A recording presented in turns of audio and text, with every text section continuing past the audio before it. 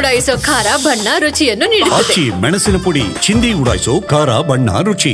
September ಕ್ರಾಂತಿಯ ಬಗ್ಗೆ ಚರ್ಚೆ ಶುರುವಾಯಿತು. ಸೆಪ್ಟೆಂಬರ್ ಕ್ರಾಂತಿಯ ಬಗ್ಗೆ ಮಾತಾಡಿ ಯಾರ್ಯಾರ ಅಧಿಕಾರ ಕಳ್ಕೊಂಡ್ರು ಅದನ್ನು ನೀವು ನೋಡಿದ್ದೀವಿ. ಸೆಪ್ಟೆಂಬರಿಂದ ಅಕ್ಟೋಬರಿಂದ ಈಗ ನವೆಂಬರಿಗೆ ಬಂದಿದೆ. ಕಾಂಗ್ರೆಸ್ ನಾಯಕರು ಏನಾದರೂ ಹೇಳಿ BJP ನಾಯಕರು ತುಂಬ ಸ್ಪಷ್ಟವಾಗಿ ಹೇಳ್ತಾ ಇದ್ದಾರೆ, ನವೆಂಬರ್ನಲ್ಲಿ ಕ್ರಾಂತಿ ಆಗುವಂಥದ್ದು ನಿಶ್ಚಿತ.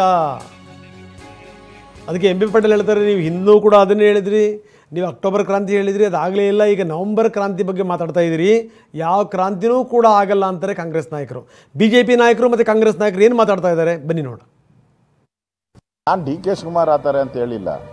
ನವೆಂಬರಲ್ಲಿ ಕ್ರಾಂತಿ ಆಗ್ತದೆ, ಸಿದ್ದರಾಮಯ್ಯ ಔಟ್ ಗೋಯಿಂಗ್ CM ಅಂತ ಹೇಳಿದ್ದೀನಿ. ಇವತ್ತು ಅದಕ್ಕೆ ನಾನು ಬದ್ಧತೆ ಇದ್ದೀನಿ.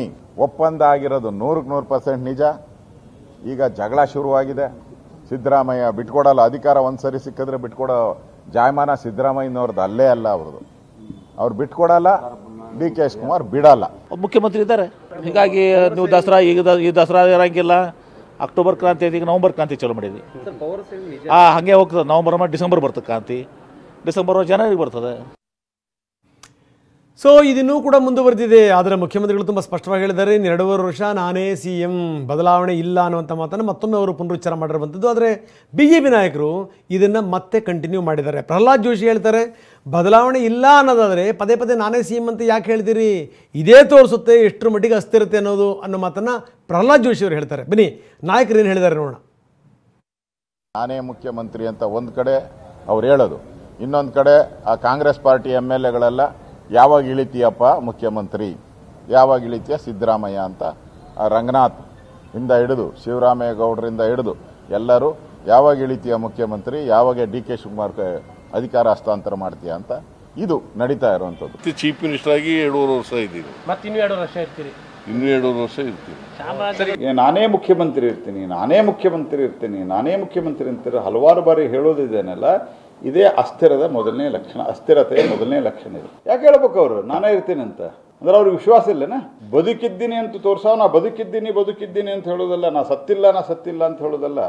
By his activity people should know that is alive, is active. ನಾ ಸತ್ತಿಲ್ರಿ ಅಂತ ಯಾಕೆ ಹೇಳಬೇಕು? ಇನ್ನು ಇದಕ್ಕೆ ಸಂಬಂಧಪಟ್ಟಂಗೆ ರಣದೀಪ್ ಸಿಂಗ್ ಸುರ್ಜೇವಾಲಾ ತುಂಬ ಸ್ಪಷ್ಟವಾಗಿ ಹೇಳಿದ್ದಾರೆ, ಇದಕ್ಕೆ ಸಂಬಂಧಪಟ್ಟಂಗೆ ಯಾವುದೇ ಮಾತುಕತೆ ನಡೆದಿಲ್ಲ ಅನ್ನುವಂಥ ಮಾತನ್ನು ಹೇಳ್ತಾರೆ. ಸುರ್ಜೇವಾಲಾ ಅವರು ಉಸ್ತುವಾರಿ ನಾಯಕರು ಕೂಡ ಹೌದು. ಇದಕ್ಕೆ ಸಂಬಂಧಪಟ್ಟಂಗೆ ಯಾವುದೇ ಚರ್ಚೆ ಇಲ್ಲ ಅಂತ ಹೇಳಿದ್ದಾರೆ Surjewala. There is absolutely no dissent in the party.